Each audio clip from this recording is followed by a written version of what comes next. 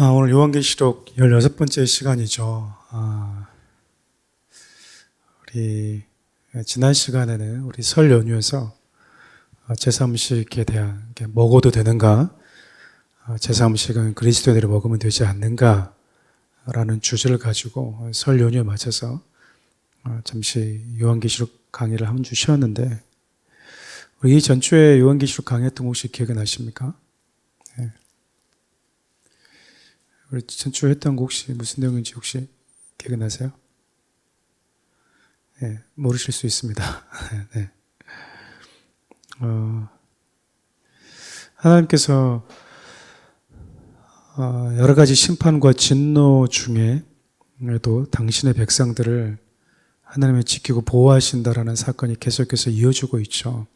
실질적으로 하나님의 심판이 오늘도 살펴보겠지만 믿는 자들 대상으로 하는 것이 아니라는 것을 요한계시록 저자는 계속해서 반복해서 우리에게 들려줍니다.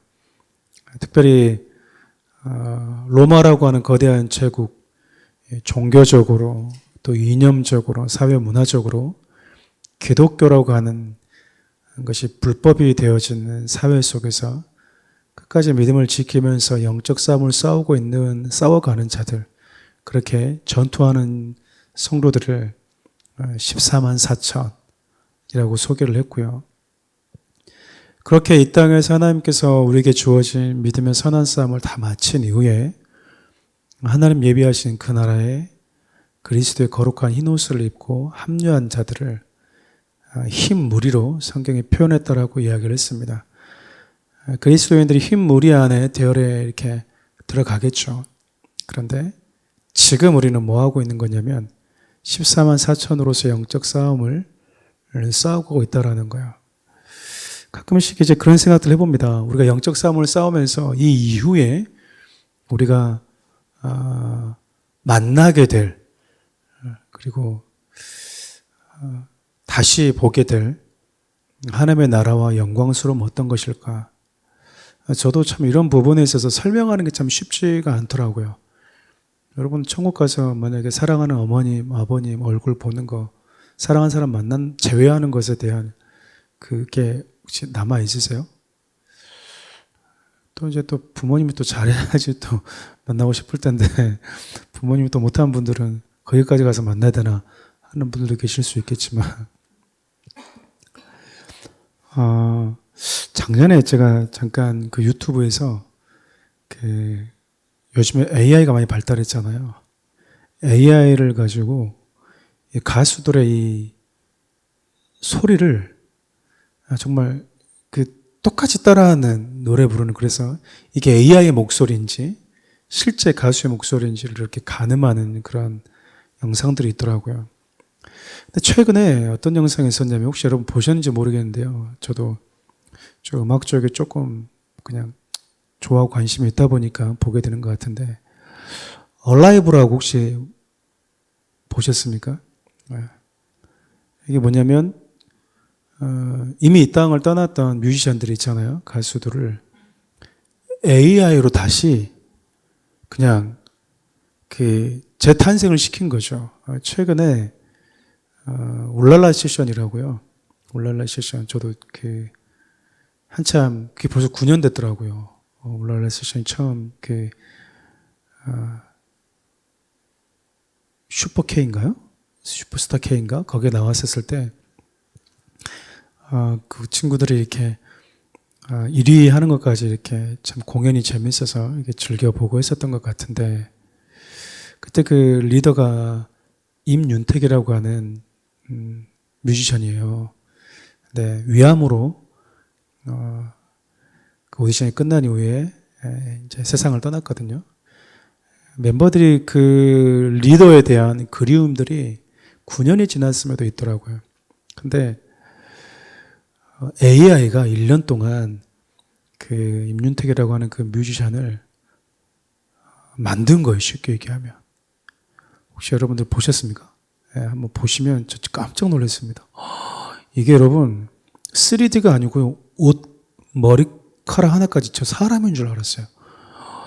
그래서 이제 이승철 씨가 그들이 오디션에서 불렀던 서쪽 하늘이라는 노래를 이제 헌정 음악으로 같이 이제 부르기 위해서 멤버 둘, 그리고 가운데 빈 공간을 두고 양옆에 이제 또 이승철 씨하고 또 올라라 세션 이렇게 총 4명이 있고 가운데만 비워놨는데 이제 임윤택이라고 하는 가수 뮤지션이 노래를 부르는 파트가 될 때 확 떠오르는데요, 여러분. 이게 연기처럼 속에 싹 만들어 순식간에 만들어주면서 노래를 부르는데, 물론 노래를 부르고 마이크를 부르는 게 약간 좀 어색한 부분이 있지만 그가 입었던 옷이라든지 제스처가요, 와, 정말 깜짝 놀랐습니다.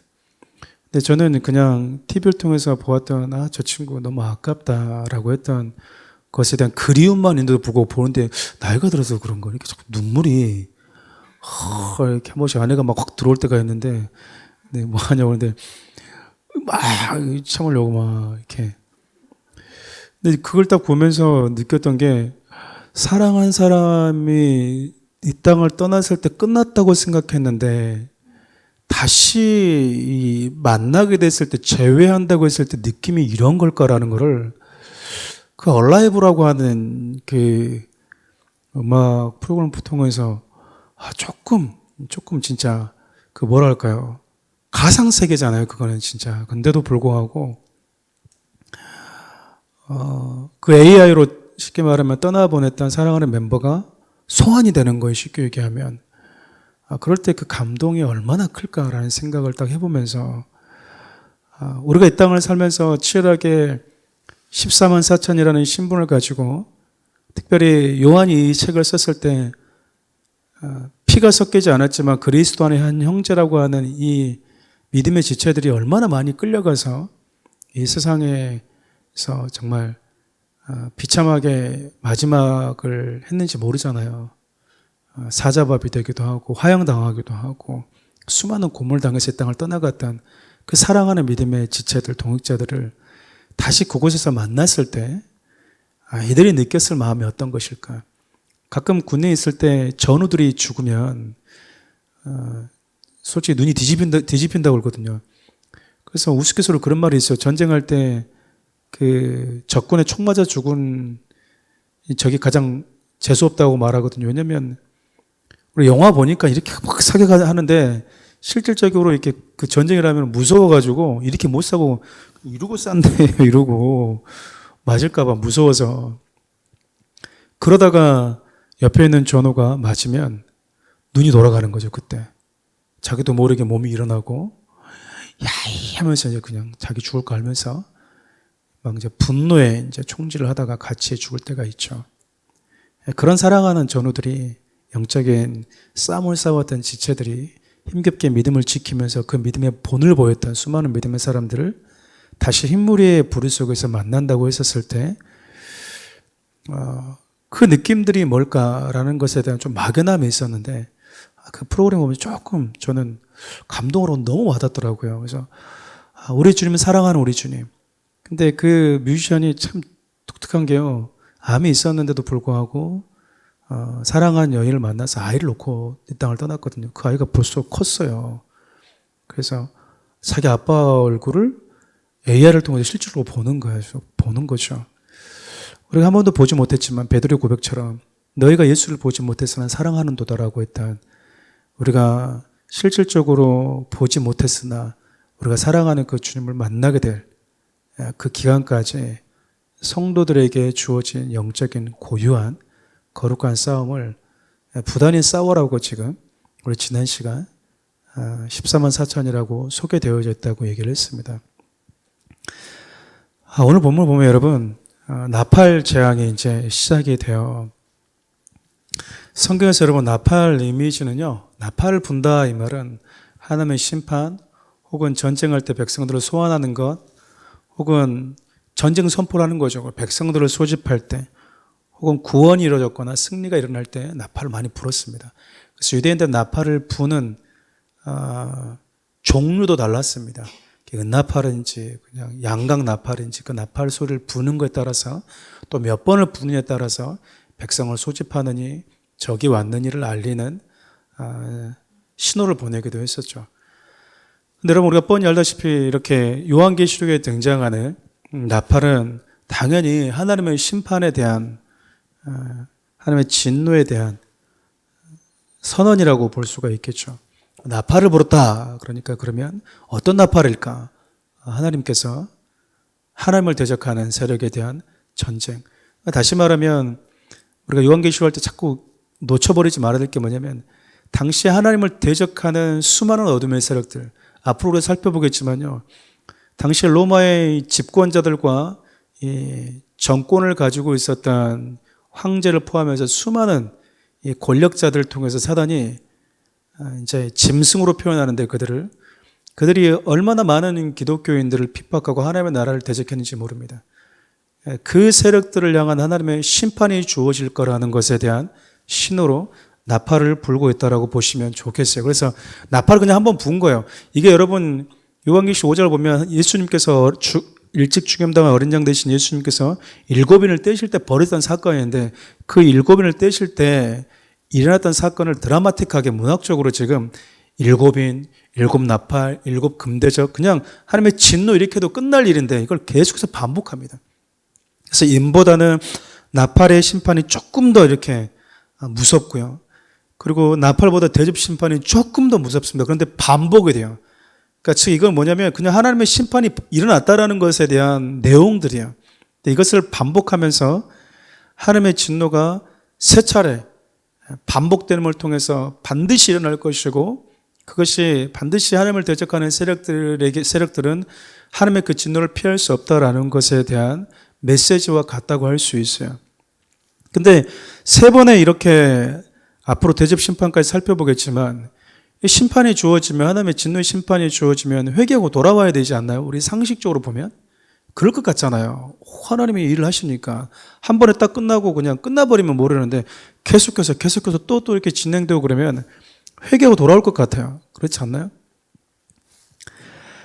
근데 여러분 그러지 않습니다.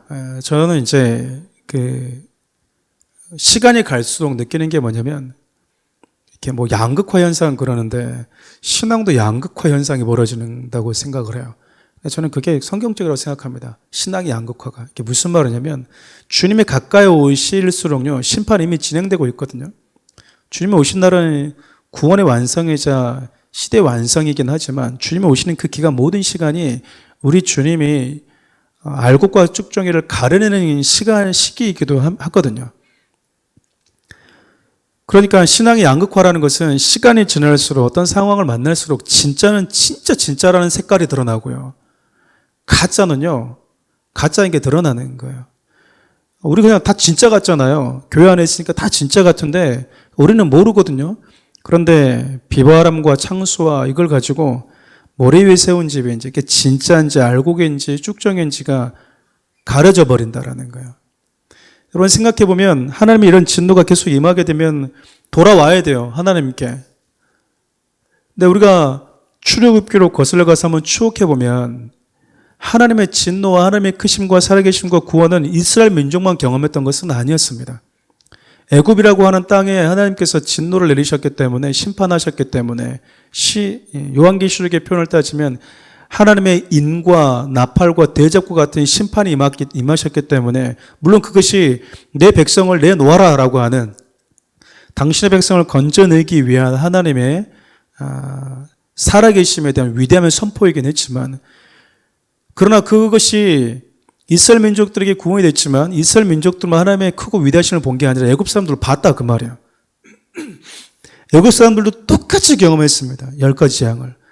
그리고 그들이 뭐라고 얘기하냐면 바로 이게 하나님이 살아계시다는 것과 지금 하나님 때문에 애굽이 지금 망한 것을 바로요 아직까지도 모르시겠습니까? 라고 말하면서 또 특별히 재앙이 일어날 때마다 뭐 뱀이 되고 뭐 물이 피로 변하고 뭐 이런 거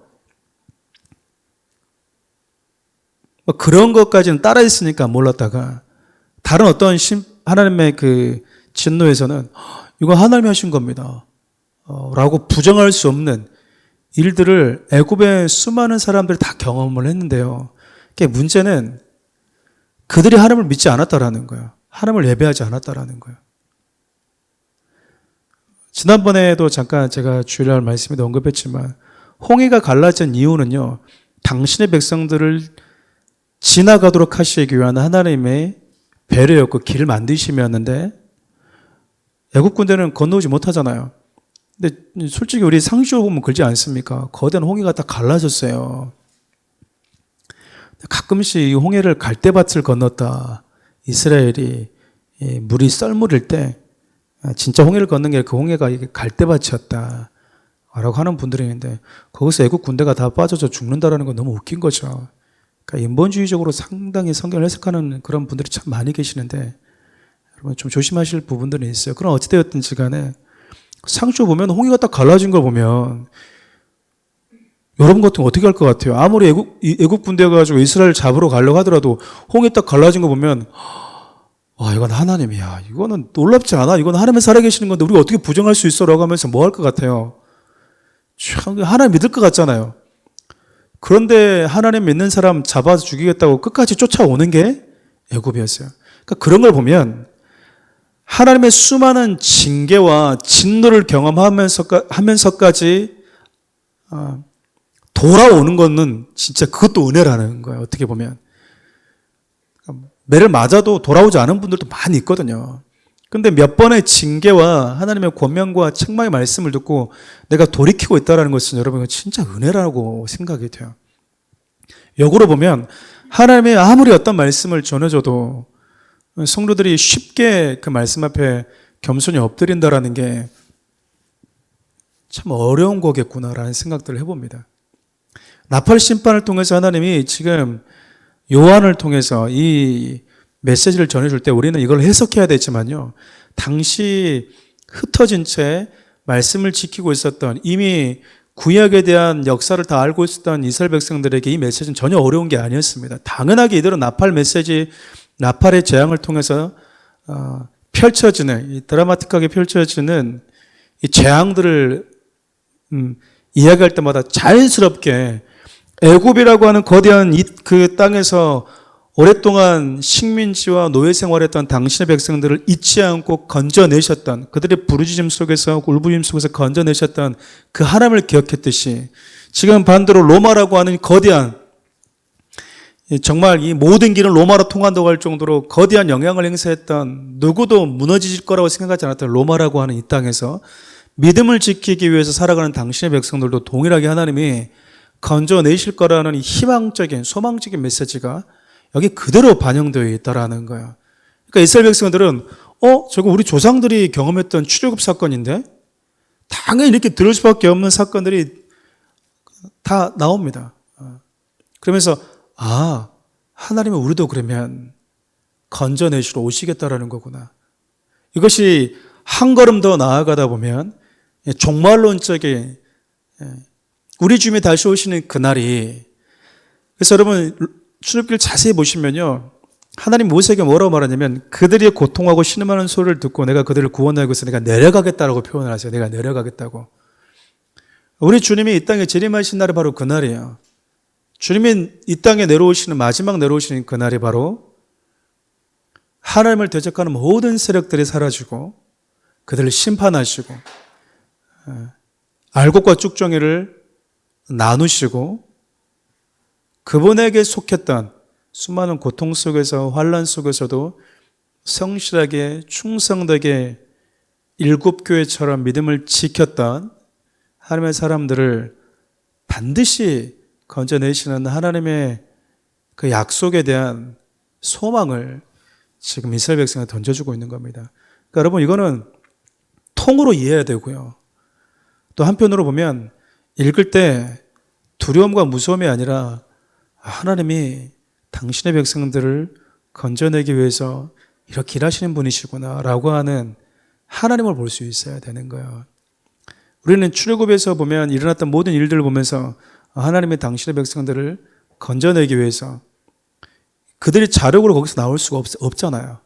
하나님의 강한 손으로 바로를 무너뜨리고 애굽의 군대를 매장시키시면서까지 당신의 백성들을 건져내시는 그 하나님의 강한 손을 보는 것이 중요합니다. 그리고 그 강한 손은 모세가 하나님 어떻게 이 백성들 다 먹이겠습니까? 라고 했을 때 여호와의 손이 짧아졌느냐라고 말씀하셨던 것처럼 그때나 지금이나 하나님의 강한 손은 환난 속에서 여러 불이익을 겪으면서 믿음을 지키고 있는 수많은 믿음의 사람들을 향해 있다라는 거예요.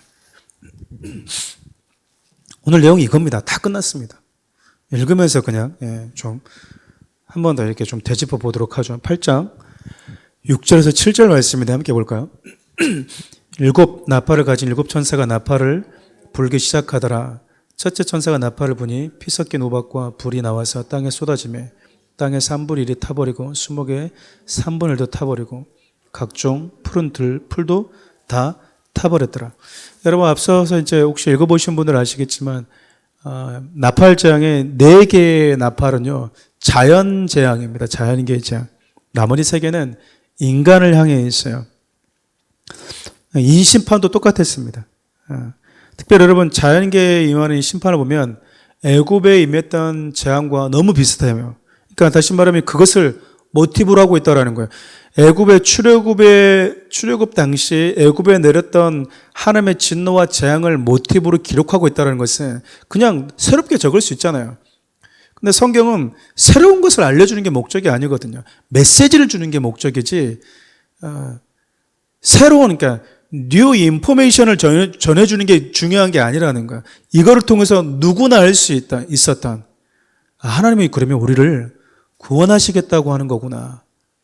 하나님이 애굽에 있었던 우리 조상들을 구원했던 것처럼 고통 속에서 신음하면서 있던 당신의 백성을 구원하겠다고 약속하셨던 그 약속을 이루셨던 것처럼 지금도 우리를 이렇게 구원하시겠구나라고 하는, 그리고 그 재앙은 이스라엘 백성들까지 함께 멸망하고 죽이기 위한 것이 아니라 당신의 백성들을 구원하고 당신의 백성들을 억압하는 세상을 심판하기 위한 재앙이었구나라는 것을 당연히 이스라엘 백성들, 특별히 초대교회 성도들은 이해했을 거라는 거예요. 그래서 여러분 처음에 제가 요한계시록 할 때도 얘기했지만 하나님의 심판에는 양면성, 즉 이중성이 있습니다. 그러니까 하나님을 대적하는 자들에게는 진노와 심판이지만 하나님 안에 있는 자들에게는 우리 주님의 오심이 구원이 되기 때문에 그래요. 그래서 그런 말씀 있잖아요. 마지막 날, 우리 주님 오신 날이 우리에게 구원이 된다. 우리에게는 구원이. 보면 여러분 3분의 1만 심판하시잖아요. 3분의 1만 심판하신다는 얘기는 부분적인 심판이라는 얘기입니다. 아직 이 말은요, 심판이 다 끝나지 않고 진행 중에 있다 이 말이죠. 또 이걸 한편으로 얘기해 보면 아직까지 하나님의 진노 속에서도 하나님은 뭘 주고 있다라는 겁니까? 회개할 기회를 주고 있다. 우리가 이제 여호수아를 함께 나누고 있는데 무차별하게 잔인하게 약탈하는 게 정복전쟁의 목적이 아니었어요. 하나님은 여러분 신명기의 모세를 통해서 뭐라고 말씀하셨냐면 너희들이 전쟁할 때 항상 평화를 먼저 선언해라. 평화를. 하나님의 평화를. 이 말은 하나님이 이 땅에 당신의 나라를 선포하기를 원하신다, 세우기를 원하신다고 선언하라는 거예요. 그래서 그들이 뭐하면 들어오면 받아들이고 그러지 않으면 뭐하라는 거예요. 끝까지 우리는 우리 식대로 하나님 없는 삶을 살겠습니다라고 할 때는 그곳에 가서 하나님 나라 재건해라 그 말이에요. 그때 여러분 재건할 때도 다 죽이지 않았습니다. 보면 많은 가나안 민족들이 살아있어요. 그러니까 약탈이 목적이 아니었고요. 하나님의 나라를 재건하는 것이 목적이었습니다.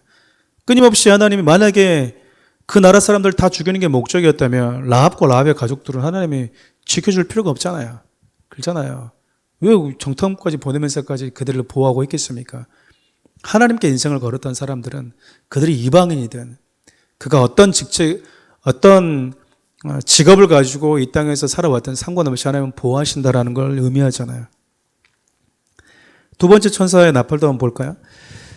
둘째 천사가 나팔을 보니 불붙는 큰 산과 같은 것이 바다에 던져지매 바다의 3분의 1이 피가 되고 바다 가운데 생명 가진 피조물들의 3분의 1이 죽고 배들의 3분의 1이 많이 여러분 좀 이해되시죠? 좀 연상이 되죠? 우박, 피제야, 그러니까 우박이 떨어지면서 불이 되고 강에 떨어지면서 또 피로 변하는 피제야.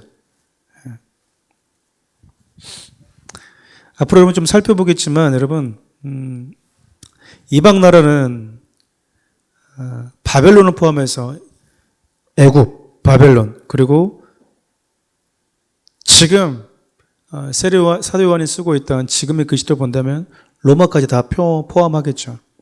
큰 산에 떨어졌다 이 말은 여러분 은유적인 표현입니다. 세상 나라에 떨어졌다라는 거예요. 우리 10절, 11절도 한번 볼까요? 셋째 천사가 나팔을 보니 횃불같이 타는 큰 별이 하늘에서 떨어져 강들의 3분의 1과 여러 물샘에 떨어지니 이 별 이름은 쑥의 물의 3분의 1이 순쑥이 되며 그 물이 순물이 되므로 많은 사람이 죽더라. 이건 역시 땅과 바다에 떨어지는 하나님의 진노와 심판을 의미합니다. 그래서 그 물이 뭐가 됐대요? 쑥처럼 쓰게 되었다. 이게 여러분 이사야나 에스겔, 다니엘, 예레미야를 쭉 제가 성경을 지금 언급하지는 않겠지만 참고적으로 하나 좀 살펴보면요. 예레미야 9장 15절이나 예레미야 23장 15절을 보면 이 말씀의 배경이 되고 있는데 쑥처럼 물이 쓰게 되어서 많은 사람이 죽게 되었다라는 것은 여러분 10가지 재앙 중에 첫 번째 재앙이 뭐였습니까? 애굽의 혹시 10가지 재앙 중 첫 번째 재앙이 혹시 뭔지 혹시 아시죠?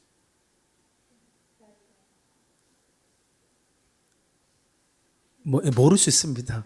네, 모를 수 있어요. 어떤 분들은 뱀 이렇게 하시던데 뱀 아시죠? 뱀은 재앙이 아니에요. 피에 피. 네. 그래서 여러분 그 나일강은 이스라엘 백성들이 애굽 군대에 있어서는요 생명의 젖줄기였거든요.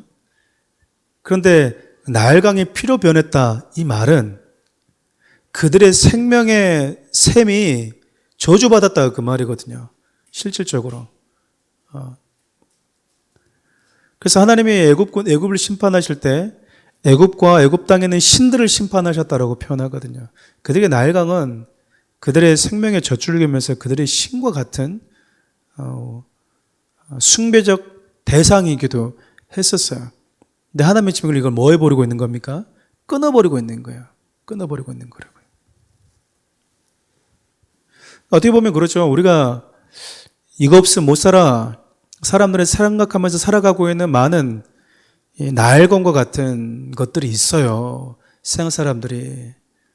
그것이 어떤 사람에게는 물질이 될 수도 있고 주식의 어떠함도 될 수도 있을 것이고 어떤 분들은 부동산일 수도 있고 유산일 수도 별의별 게 다 있을 수 있잖아요. 하나님이 그걸 뭐 해버린다는 얘기입니까? 그러니까 여러분 이 땅에 있는 것들은요 그 어떤 것도 영원할 수 없고 이 땅에 있는 그 어떤 것도 하나님의 진노를 피할 길이 없다. 나아가서 우리가 생명으로 삼고 있고 살아가는 그 모든 것도 결국 하나님의 진노의 심판 앞에 서면 그것이 우리에게 생명이 결코 될 수가 없다라는 것에 대해서 확실하게 증명을 시켜주는 거예요. 우리의 생명인 줄 알고 살아왔는데 우리의 생명이라고 생각했던 그것조차도 하나님의 심판의 대상이라는 거죠. 참 아이러니한 거예요. 그렇죠? 그러니까 저는 가끔씩 그런 생각을 해요. 뭐냐면 이 돌이나 나무로 만든 그 우상을 섬기는 분들 있잖아요. 여러분 그 신이 만들어질 수 있나요? 물론 만들어진 신도 많이 있죠. 나이키, 아디다스 이런 거 다 신발을 만드니까 만들 수는 있지만, 근데 제가 말하는 신은 어떻게 신이 만들어지냐 그 말이에요. 신이 오히려 신이라고 하는 존재는 다른 어떤 것을 만들 수 있는 능력을 가진 자잖아요. 그럼 여러분 상식적으로 내가 A라는 나무를 섬기고 있어요. A라는 바위를 돌로 만든 걸 섬기고 있다고. 그러면 여러분 이 둘을 만든 사람은 누구예요? 조각가나 석공일 거 아닙니까? 그러니까 이 두 녀석에 뭐가 있어요? 신이 있는 거잖아요. 그렇지 않나요? 제가 좀 어렵게 말하고 있습니까? 그렇잖아요. 그러니까 믿으려면은 얘를 믿지 말고 얘를 만든 누구를 믿으면 돼요? A사 석공 가가지고 우리 신을 만들어 주시는 신의 신이여라고 God of God 해야 되잖아요. 그렇지 않습니까? 영어가 오늘 왜 이렇게 막 튀어나오지, 잉글리시가. 이렇게 많이 뱉어야 되는데. 근데 왜 자기 신을 만든 사람을 제껴두고 그걸 믿냐, 그 말이에요. 너무 아이러니하잖아요. 그렇지 않나요? 근데 그 신이 집에 불 나면 불 꺼주냐, 그 말이에요. 같이 탑니다. 같이 장작으로 탄다, 그 말이에요. 쉽게 얘기하면. 너무 웃기잖아요, 신이. 하나님이 나일강을 그들의 생명으로 생각했던 그 근원을 치셨다라는 것은요, 이 땅의 그 어떤 것도 영원하지 않고 너희들을 지켜줄 수 있는 하나님이 아니고 너희들을 보호하고 지켜줄 수 있는 그 어떤 안전지대도 이 세상에는 없다라는 것에 대한 분명한 메시지가 아니겠습니까? 우리 12절도 함께 읽어보겠습니다. 넷째 천사가 나팔을 보니 3분의 1과 달 3분의 1과 별들의 3분의 1이 타격을 받아 그 3분의 1이 어두워지니 나 3분의 1은 비춤이 없고 밤도 그러하더라. 천체의 심판이죠. 이 땅뿐만 아니라 천체에 대한 심판. 피조물 전체가 다 뭐 하는 거예요? 성경은 그렇게 표현하거든요. 세상에 영원한 것이 없다. 이 말에서 세상은요, 우리가 이 땅을 밟고 살아가는 것뿐만 아니라 우리가 눈을 들면 보이는 천체 세계까지 다 포함하는 거예요. 그 모든 영역에서조차 하나님의 진노를 피할 곳은 아무것도 없다라는 겁니다. 심판의 표적 자체가 천체인데 이것도 여러분 그 출애굽기 10장을 보면 어떤 재앙이 있습니까? 재앙을 알아야지 우리가 재앙을 알아야지 이제 우리가 재앙을 얘기를 할 건데 10가지 재앙 우리가 피밖에 몰라. 개구리까지 살짝 기억이 나는 것 같은데 메뚜기도 그 다음은 마지막 장자 죽었다는 건 아는데 그 이후에는 뭐가 있는지 우리 잘 모르거든요. 그래서 우리 막 신대원에 갔을 때는 막 시험 보려고 피, 개, 이, 파, 악, 도, 구 막 이렇게 막 있어요. 근데 저 같은 경우는 악이 뭐지? 막 앞 글자만 따서 외운 분도 참 신기했던 것 같아요. 저는 앞 글자를 딱 외웠는데 그 다음에 생각이 안 나. 진짜 이렇게 외우는 걸 참 못했었는데. 흑암 재앙 있잖아요. 암흑의 재앙. 네. 그 암흑의 재앙이라는 건 뭡니까? 그러면 태양이, 달이, 천체가 우리에게 빛을 주나? 아니요. 그래서 여러분 요한계시록 보면요, 하나님의 나라는요, 태양이 없어요. 해가. 왜일까요? 그분이 빛이거든요. 그분이 빛이시기 때문에 그래요. 쓸데가 없다라는 거예요. 태양이. 사라졌다라고 얘기하거든요. 우리 인생 가운데 빛을 비춰주는 것이 천체에 있는 것 같지만 그렇지 않다라는 겁니다. 우리가 이것도 아닌 말씀도 보면 여러분 역시 심판의 대상이 애굽에만 심판 현상이 일어나고 여러분 이스라엘에는 일어나지 않았어요. 혹시 여러분 기억나시나요? 흑암 재앙이 있었을 때 어디는 빛이 있었다고 그래요? 이스라엘 백성들이 있었던 땅에는요 빛이 있었다라고 얘기합니다. 너무 웃기지 않아요, 여러분? 같은 애굽이라는 땅덩어리에 살고 있는데 어떤 데는 어둠이면 어떤 데는 어둠이 아님했다라는 거예요.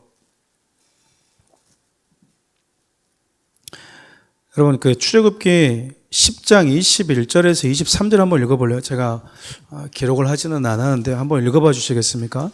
한번 찾아서 출애굽기 10장 21절에서 23절 먼저 찾으신 분이 소리내서 한번 읽어봐 주십시오. 출애굽기 10장 21절에서 23절.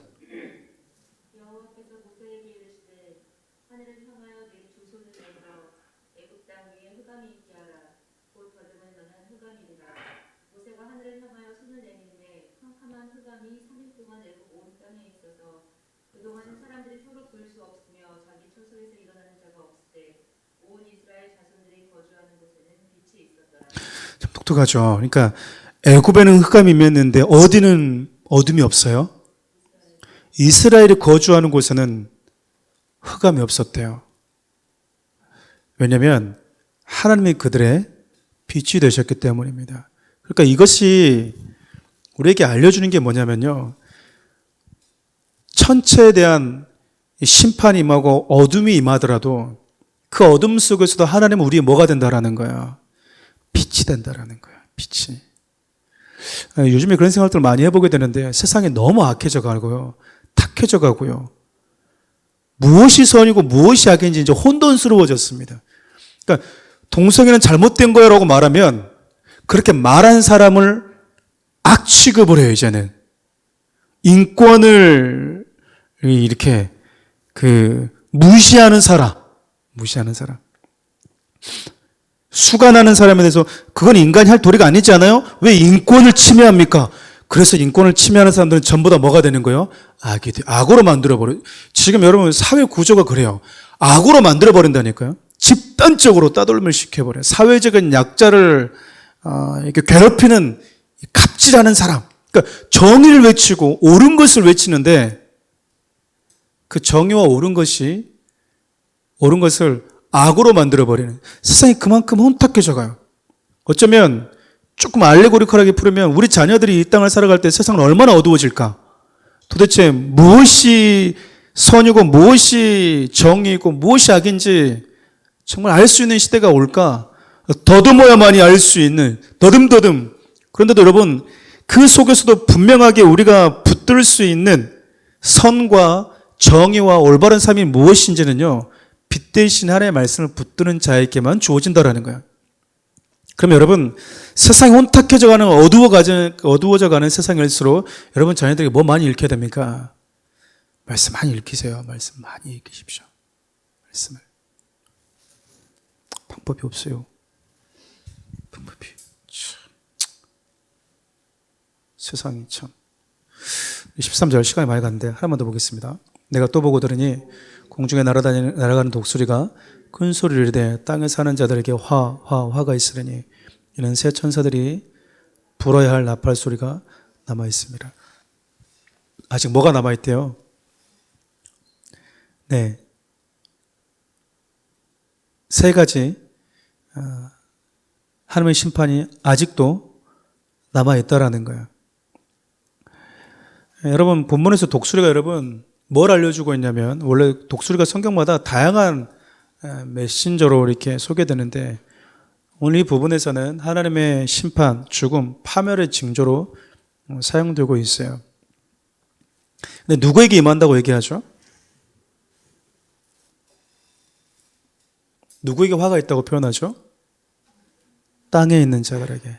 땅에 있는 자들에게. 여러분 이것은 이 땅에 살아가는 모든 자들일 수도 있어요. 그러나 말씀의 전체적인 맥락과 흐름을 보면요. 애굽 안에 분명히 애굽이라는 땅에 하나님의 진노가 내렸음에도 불구하고 애굽에 있는 사람들에게는 흑암이었지만 이스라엘 백성들 거주하는 곳에는 빛이 있었다라는 말을 보면요. 땅에 사는 사람들에게 화가 있다는 것은 하나님을 믿지 않고 대적하는 땅에 속한 자들이라고 볼 수가 있다는 거예요.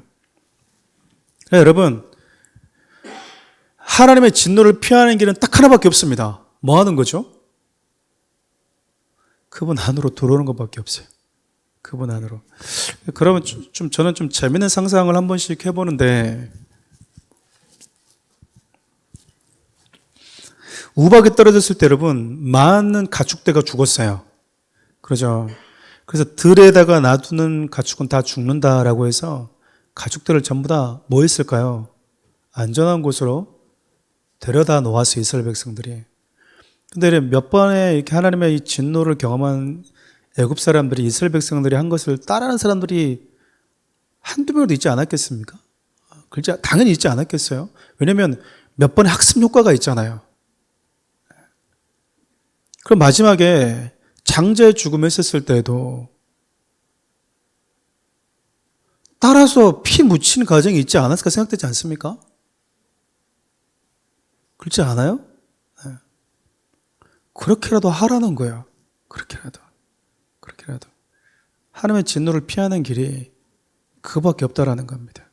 물론 이것이 이 땅에서 하나님께 속한 믿음의 사람들, 믿음을 지키고 그 속에서도 그리스도에 대한 정체성을 끝까지 포기하지 않고 살아가는 당신의 약속된 자녀들을 지키고 보호하겠다라고 하는, 그리고 그들을 억압하는 악의 세력들 하나님의 심판과 진노로 소개되고 있지만, 그 땅에 사는 자들이 이 진노를 피하는 유일한 길은요, 이 땅에도 없고요, 저 바다 끝에도 없고 저 하늘 끝에도 없다라는 거예요. 오직 하나님 안으로 들어오는 길뿐이라는 겁니다. 이번 주 우리 주일 여호수아 설교가 조금 겹치는 부분이 없잖아 있긴 한데, 저는 사랑하는 우리 교회 성도들이 이 사실을 안다면 가장 우리가 좀 긴박하게 관심을 가져야 될 대상이 어디에 있는가, 땅에 사는 자들에 대한 이 시선이 조금 달라져야 되지 않을까라는 생각이 들어요. 어떤 유대인의 학자가 그런 얘기를 했어요. 내 죽기 전에 우리 주 모십니다 라고 하면서 이제 막 이렇게 강의를 하셨더라고요. 그런데 유대인들이 가지고 있는 여러 가지 주님 오실 때에 대한 이 절기적인 메시지를 통해서 흐름과 실질적으로 구약에서 역사했던 그 절기와 우리 주님이 6월절에 잡히시고 죽으시고 하는 모든 부분이 너무 맞아떨어지니까, 오순절 사건도 너무 맞아떨어지니까 주님이 다시 오신다고 하셨다는 그 모든 영적인 상황들도 분명히 이런 시기에 오지 않을까라고 나름대로 추측한 분들이 있어요. 그러면서 내가 죽기 전에 우리 주님 반드시 오실 수밖에 없다라고 주장하는 분들도 있는 게 사실입니다. 주님, 여러분 죽기 전에 오시면 좋을 것 같습니까? 우린 좋은지도 몰라. 예를 들면 어떻게 보면 솔직히 보면 뭐 좋은 게 뭔지 뭐 그냥 일단 와야 되겠지만, 오신다고 하니까 뭐 내가 주님 왔는데 온다고 그러는데 안 됩니다라고 말하기도 너무 좀 그러잖아요. 좀 예의 없어 보이고 좀 결례인 것 같고 송구스럽고, 오신다고 하니까 일단 와야 되겠는데 그 기쁨이 뭔지, 그분이 오신 이후에 이 땅에서 주어진다는 일이 뭔지. 저는 코로나 이 사건을 겪으면서요, 이게 현실이 됐잖아요. 진짜 현실이 됐잖아요. 가끔 막 전염병 때문에 막 온 나라가 힘들고 그 속에서 구출작전이라는 그런 영화들이 있었지만, 이게 진짜 실질적으로 일어난 우리 곁에 온 사건이지 않습니까? 그러니까 이런 걸 통해서 하나님 우리에게 뭔가 좀 무딘 채 살아가는, 생명과 죽음과 하나님의 진노와 재앙과 심판에 대한 많은 부분에서 무뎌진 우리에게 하나님이 우리 주님 다시 오시게 될 때 도대체 우리에게 무슨 일이 벌어질 것이고 이 땅에 어떤 일이 날 것인지에 대해서 다시 한번 하나님을 좀 무기감 있게 좀 생각해 보라고 하는 의미도 있지 않나라는 생각도 조심스럽게 해봐요. 저는 여러분들이 이 땅을 밟고 살아가지만 하늘에 속한 자로 살 수 있다는 게 얼마나 큰 은혜인지 아마 우리 주를 만나는 그 순간 가장 뼈저리게 느끼게 되겠지만, 여전히 이 땅에 살면서 하늘에 속하지 못한 채 땅에 속한 자로 살아가는 자들을 좀 국률이 바라볼 수 있는, 그 하나님의 진노 속에서 건져낼 수 있는 길은요, 하나님이 반드시 심판하실 거라는 것과 그 심판이 이미 진행되고 있고 주님이 오시면 끝난다라는 거예요. 주일에 그 여호수아 이 말씀 보면 딱 이 한마디만 하고 마치려고 합니다. 이스라엘 백성들 요단강을 지나가는데 가장 이스라엘 백성들이 강을 건너기 전에 먼저 발을 담갔던 자들이 누구였어요? 제사장들이었잖아요. 가장 맨 마지막에 나오는 사람은 또 누구였어요? 제사장이었습니다. 제사장이 발을 담글 때 물이 갈라졌거든요. 시작이 됐어요. 제사장이 올라오면서 올라오는 발걸음 끝으로 강에 다시 흐르게 됐습니다. 이게 뭐 말일까 여러분? 제사장 올라오면 이제 끝난다는 이야기예요. 다 끝난다는 이야기입니다. 우리 주님이 오시면요, 그때는요 더 이상 회개할 기회가 없어요. 더 이상, 좀 소위 얘기하자면 여러분들 오늘 보니까 청소하러 오셨다는데 교회 청소할 기회 없습니다. 청소할 기회가. 저는 좀 앉아서 좀 너무 좀 그럴 수 있겠지만 여러분 세 분도 너무나 귀하고, 우리 가장 큰 형님이신 우리 최종 집사님 날마다 너무 같은 자리에서 섬겨주시는 게 참 귀하거든요. 주님 오시면 청소할 기회가 없다는 걸 너무 아시기 때문에 그런 게 아닌가라는 생각도 조심스럽게 해봅니다. 여러분 주님 오실 그날이 되면요, 안 믿는 자들도 회개할 수가 없지만 믿는 자들도요 더 주님을 섬길 수 있는 기회도 사라집니다. 최선을 다해서 여러분들이 남아있는 시간 동안 적어도 우리 주님이 나에게 주신 감각이 있잖아요. 몰라서 안 보여서 못하는 건 어떻게 하겠습니까? 그러나 적어도 우리 주님이 나에게 무언가를 보면서 그분이 느끼고 공감하고 공유하자고 하시면서 나에게 주신 그 마음에 있어서는 같은 반응을 하면서 살아갈 수 있는 사람들 되면 참 좋겠다는 마음이 있어요. 이렇게 기도할까요?